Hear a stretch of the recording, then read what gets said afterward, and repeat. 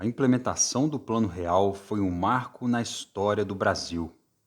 Mas o que pouca gente sabe é que o Plano Real representou muito mais do que isso. Ele foi a maior operação psicológica da história da economia e da política monetária mundial.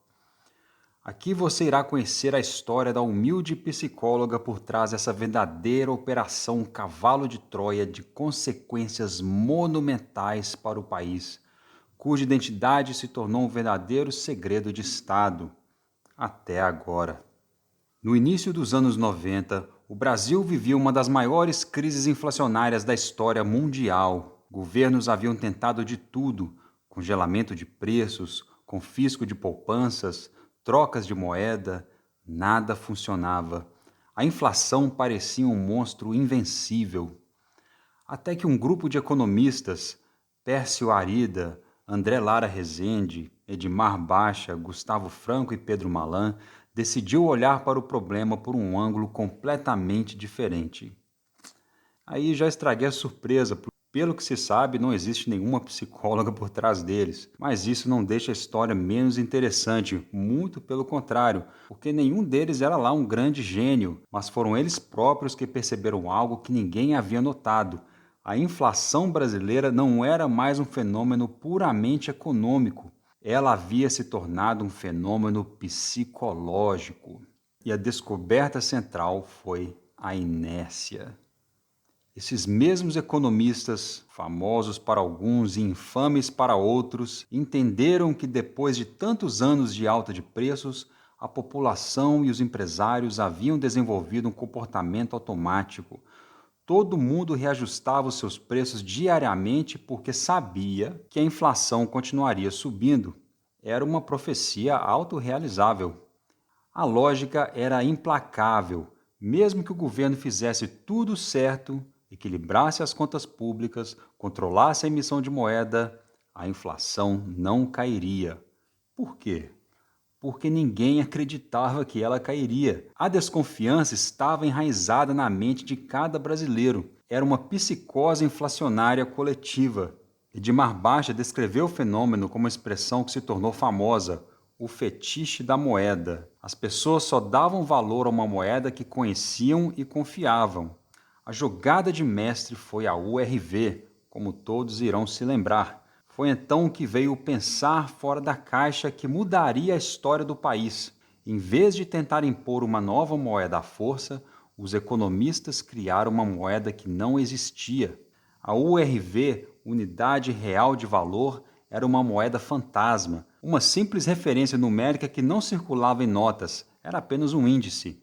A genialidade estava justamente aí, ela não precisava ser real para ser eficaz. Pércio Arida explicou, naquele momento, que o governo travava uma batalha não nas planilhas de cálculo, mas na mente de cada cidadão. Era uma verdadeira psicópolis, uma guerra psicológica em que o objetivo era convencer as pessoas a abandonarem os seus hábitos inflacionários. A equipe sabia que a inflação só cairia de verdade quando as pessoas parassem de acreditar nela.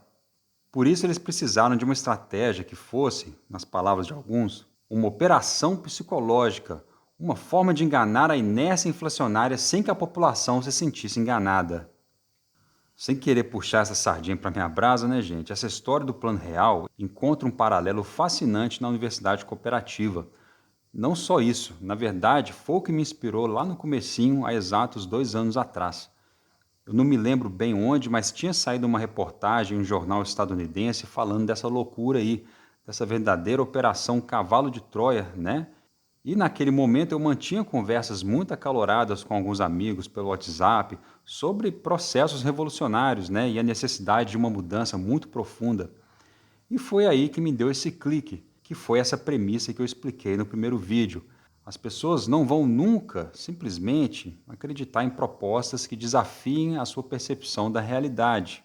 E, infelizmente, a percepção solidificada hoje é a percepção que foi sistematicamente propagandeada aí pelas elites, né, através da mídia oligárquica.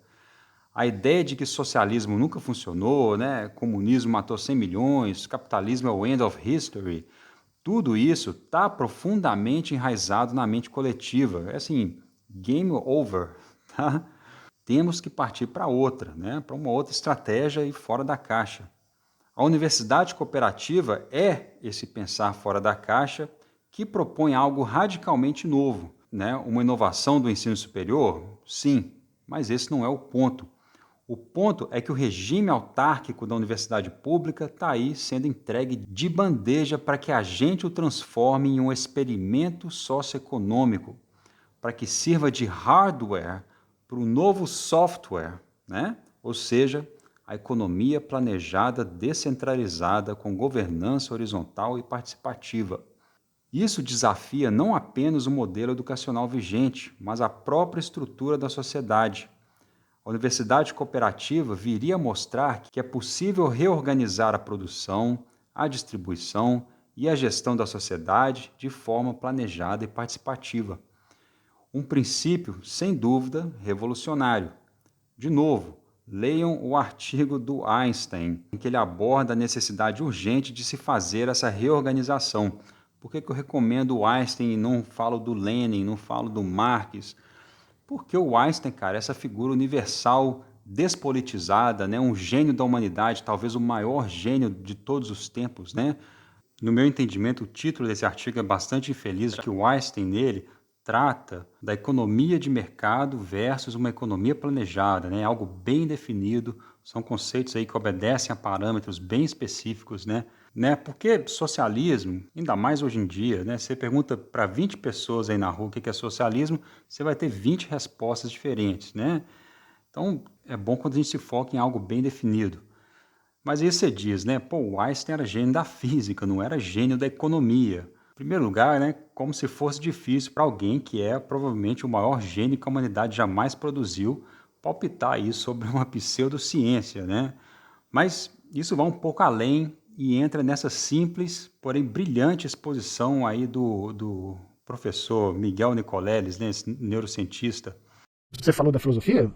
Os grandes caras do século XIX, do começo do século XX, os caras da mecânica quântica, Einstein, Bohr, Heisenberg, né?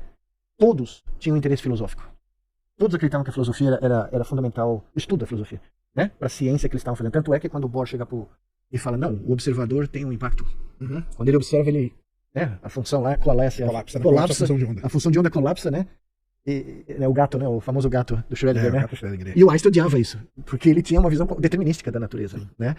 Mas a filosofia era parte dos debates dos caras. O Einstein falava, Deus não joga dados. O que isso quer dizer? Não é que ele acreditava em Deus, nada disso. É que na visão cosmológica dele, filosófica, o universo não podia ser aleatório. Esse é o debate, né? E onde você tem esse debate hoje? Você vai numa reunião de neurociência, 40 mil neurocientistas do mundo inteiro, tá? Em qualquer cidade, tem poucas cidades nos Estados Unidos que conseguem reunir o evento. É tão gigantesco. Você tem uma ideia, quando é em Nova Orleans, o Bourbon Street, que é onde tem o Mardi Gras no carnaval, é só neurocientista. Você entra no bar, é só neurocientista. Eu não bebo, mas o pessoal vai beber, eu ia lá com meus amigos, você sentava numa mesa, os caras falando só do cérebro, outra mesa só, né? Agora, entra nessa reunião e tenta discutir uma questão filosófica. Sobre a mente humana. Técnica, né? É tudo técnico. É tudo, eu tenho um microscópio mais, né, ferrado, eu criei a Brain Machine Interface mais poderosa, mas ninguém quer discutir os aspectos humanísticos. E, aliás, o próprio Einstein inicia o artigo aí argumentando se é válido e correto da parte dele de dar a sua opinião sobre matérias econômicas, né? E ele responde a si próprio dizendo que sim, explicando, né, e mostrando que a economia é de fato uma pseudociência. Assim como o Plano Real precisou criar uma moeda fantasma para desindexar a mente das pessoas da inflação, a universidade cooperativa funciona como uma operação psicológica análoga, né? Um modelo ao vivo que faz as pessoas se acostumarem com um novo quadro de referência socioeconômico. Ou seja, uma estratégia para finalmente mover a opinião pública, né? Sem isso, não haverá mudança estrutural nenhuma. E é exatamente aí que os partidos, os movimentos de esquerda vêm deixando a desejar, né, há tanto tempo. Alguns esperam por uma mágica tomada de consciência da classe trabalhadora, né, e ao mesmo tempo que isso gere um processo de reconstrução social, né, e não simplesmente uma revolta. Outros se resignam e passam a fazer o jogo aí das reformas sem fim, falando de metas de inflação, de política monetária, de reindustrialização, de percentual disso e daquilo.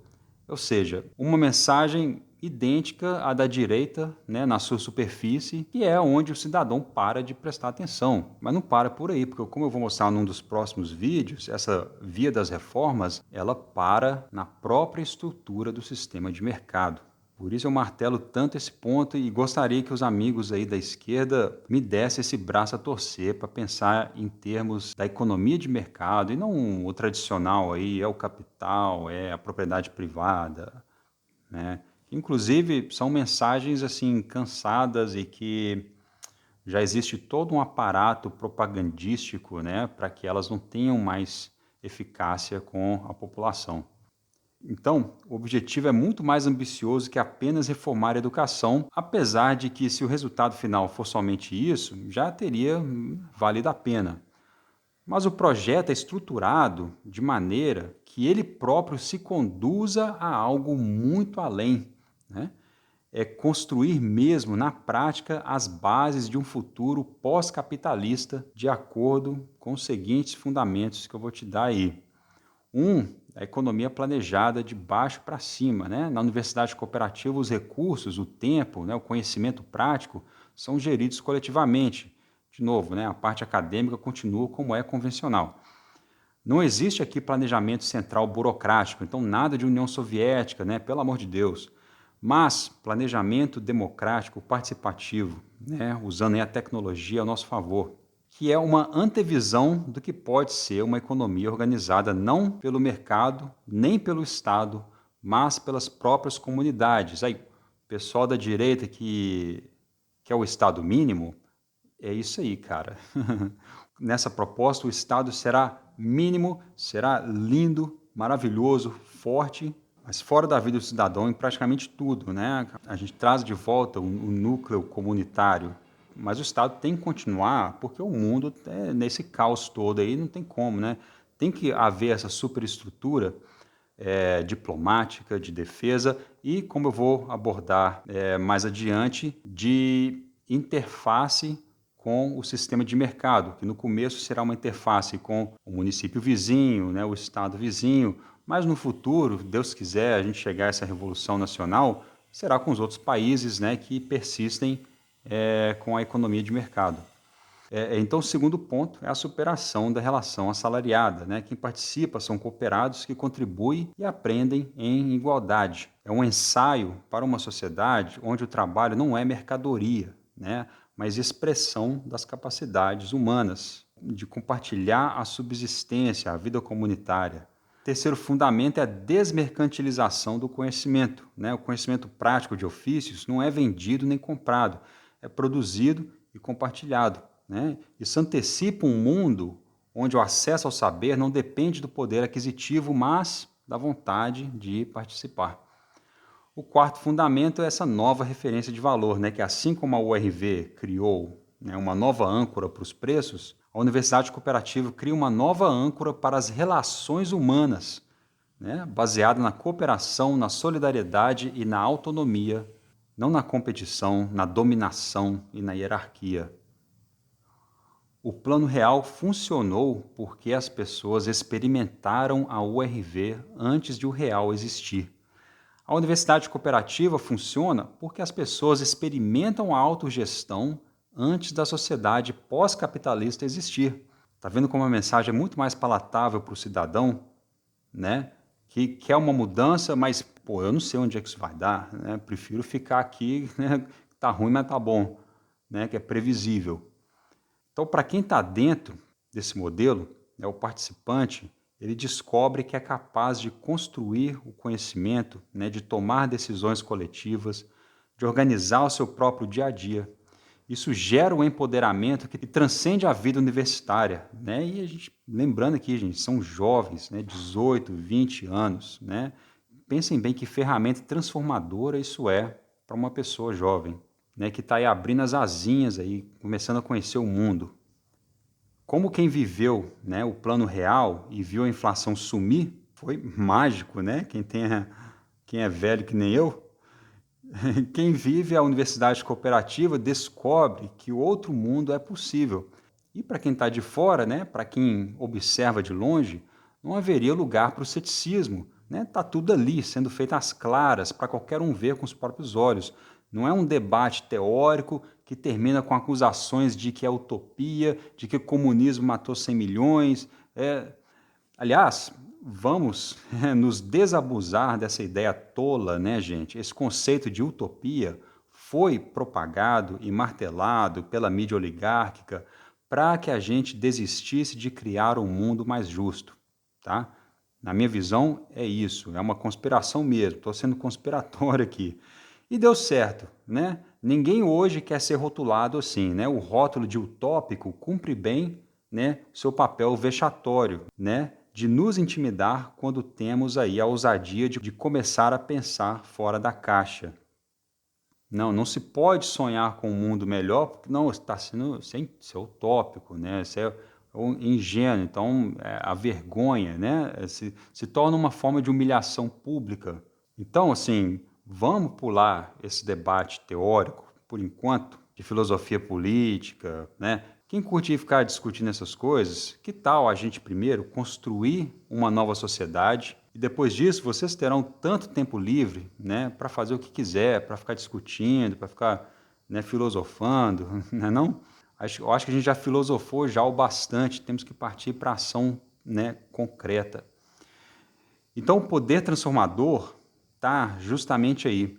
Quando o observador vê o modelo funcionando, ele começa a rever as suas convicções naturalmente, sem precisar que nenhum chato fique azucrinando aí na orelha dele, né, de mais-valia, de luta de classe, né, sem esperar que uma porcentagem significativa da população um dia tire uma graduação em estudos marxistas. O Plano Real nos mostrou que o pensar fora da caixa não é um luxo intelectual, mas uma necessidade. A inflação não cairia com as ferramentas tradicionais, da mesma forma que a transição pós-capitalista não acontecerá com os métodos convencionais. Era preciso inventar novas lógicas, novas abordagens, novas maneiras de ver o mundo, e continua sendo preciso. E em ambos aí, a estratégia vencedora, né, na minha opinião, é essa: não impor, né, não forçar, mas construir a confiança, mas mostrar pela experiência, pela prática, pela convivência cotidiana. O Plano Real mostrou que a estabilidade econômica não era uma utopia, e a Universidade Cooperativa mostra que a democracia participativa e a autogestão também não são. Ambos partiram de uma premissa ousada: a realidade não é fixa, né? Ela pode ser reinventada se tivermos coragem de olhar para os problemas de um ângulo diferente. O pensar fora da caixa não é apenas sobre ideias brilhantes, né? Da mesma forma que esses economistas aí não eram gênios, eu também não sou. É muito mais uma questão de coragem de acreditar que o mundo pode ser diferente, né? E de agir para que ele se torne. Que os guardiões aí da luta de classe, por favor, não se tornem guardiões do velho paradigma. Então, sim, da mesma forma que a inflação deixou de ser uma psicose, né, a educação se torna cooperação, né, se torna comunidade. Duas revoluções que começam na mente de alguns e se espalham para a alma de muitos. A primeira aí libertou o bolso do brasileiro, e a segunda pode libertar a nossa capacidade de sonhar e construir. Assim como a estratégia de desinflacionar a mente do brasileiro, só o tempo dirá se a universidade cooperativa funcionará. Mas assim como a moeda fantasma, não custa nada tentar, né? Como eu expliquei a fundo no vídeo anterior, a proposta é de baixíssimo risco político, né? Não representa assim nenhum desperdício de recursos, né? E se conforma plenamente com a agenda política já estabelecida de se construir mais instituições de ensino superior no Brasil. Não tem por que não tentar.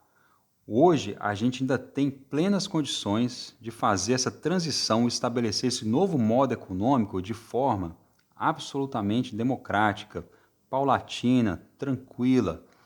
Mas quanto mais caminhamos em direção a esse pandemônio socioambiental global que está aí se desenvolvendo na nossa cara, mais incompatível com a democracia a sociedade da economia de mercado se torna.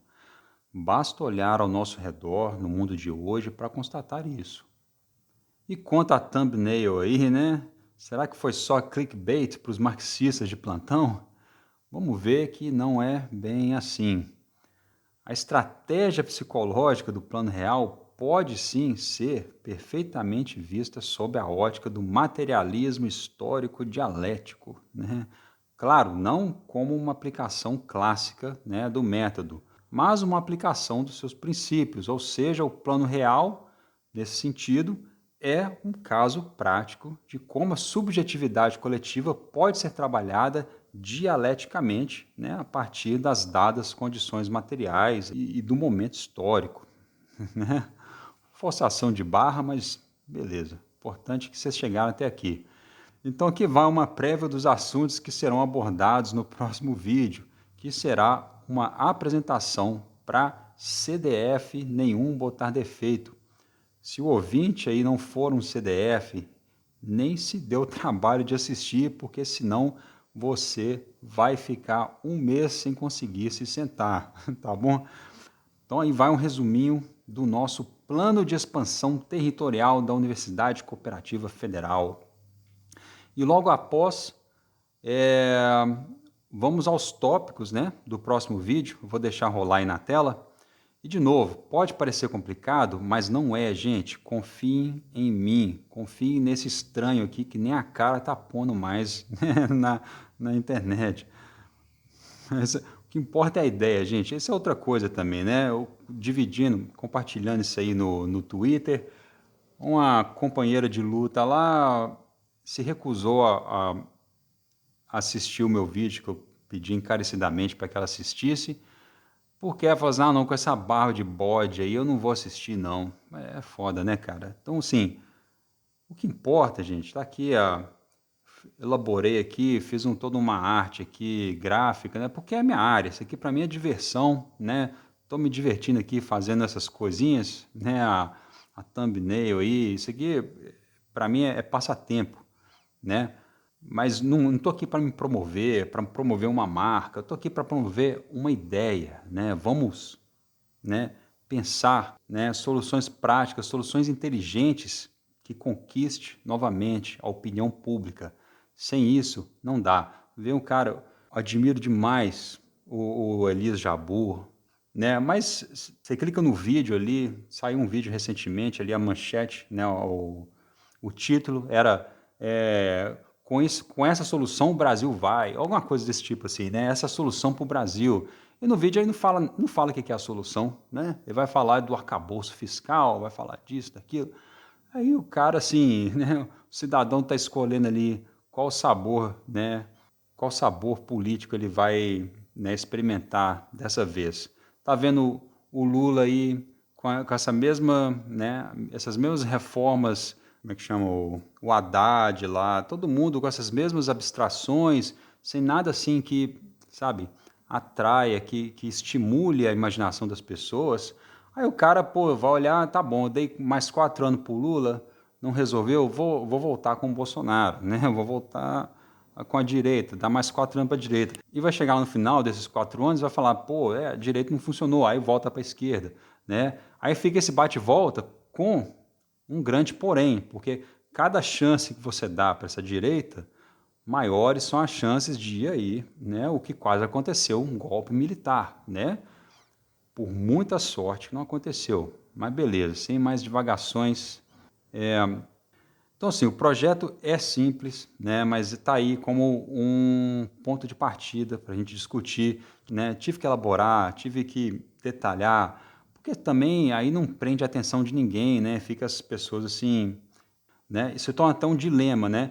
Quanto mais detalhe eu coloco para atrair mais as pessoas, aí uma outra parcela já não vai gostar porque o projeto está pronto, ela não se sente envolvida, né, participando daquilo. É difícil, né, encaminhar em ovos aí. Mas, né, o projeto está aí, é simples. Na verdade, não vou mentir para vocês, tem umas partes meio complicadas sim, e eu espero conseguir explicar mais didaticamente, mas só são complicadas, tá? Porque estamos tentando nos desgarrar do sistema vigente que é uma zona, né? É uma bagunça, né? É uma complicação sem fim. É o nosso querido aí sistema de mercado, né? Que é essa barragem se rompendo e você ali tentando tapar as rachaduras, né? Com as mãos, né? Então não tem jeito, né? Temos que lidar com essa bizarrice super complicada, mas, reitero, se eu, que não sou nenhum gênio, achei um caminho, né? O governo aí, com a sua ampla equipe econômica, vai achar também. Então, vamos jogar esse projeto no colo do Lula aí, né? Quem sabe? Tá aí o país das cooperativas que ele tanto sonhou. Então vamos lá, o modelo da economia planejada, descentralizada, né, paralela ao sistema de mercado, com mecanismos de interface com o ambiente externo, né, e um sistema de câmbio mediado pelo Estado, que aí a gente expande o plano elaborado no vídeo anterior e a gente começa a incorporar mecanismos de interface entre a economia planejada, descentralizada da universidade, da UCF, e o ambiente externo, né, que são municípios limítrofes, outras regiões do país e, finalmente, o estrangeiro também, né, que ainda operam sob o sistema de mercado. A peça central dessa expansão é a criação de um sistema de câmbio mediado pelo Estado, como já disse aí.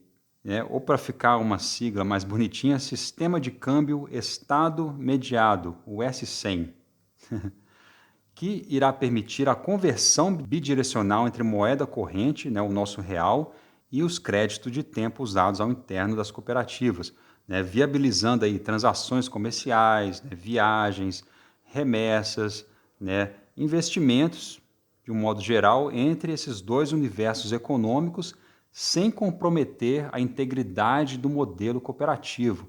Então, esse plano de transição, eu me foquei nisso, que eu acho que assim, é o mais importante.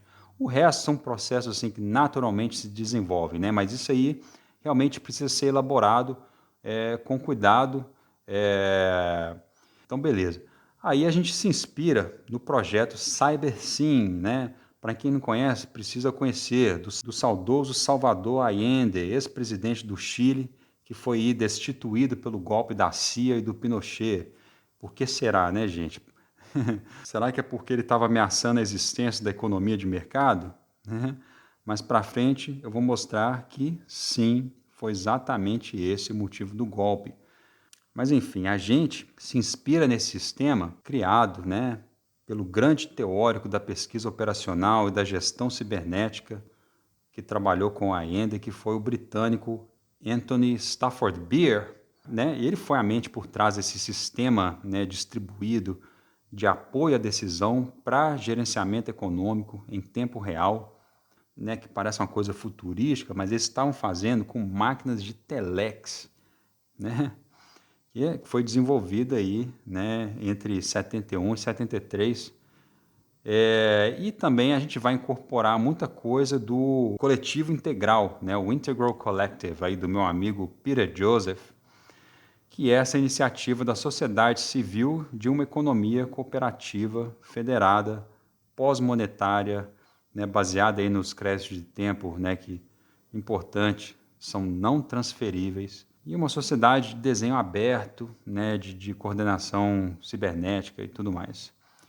Então, nosso plano agora, nessa fase de expansão, contempla pontes institucionais e monetárias que permitem à economia paralela coexistir, interagir e gradualmente se expandir sobre o sistema de mercado sem rupturas bruscas e com plena legitimidade democrática. O modelo, então, mantém todos os elementos centrais anteriormente propostos aí, voltem lá no vídeo anterior, e acrescenta mecanismos de conversão, compensação e integração que tornam a economia paralela não uma ilha isolada, mas uma alternativa em expansão, conectada em modo federativo e progressivamente dominante. Ficou claro? Então aí estão os tópicos que serão abordados.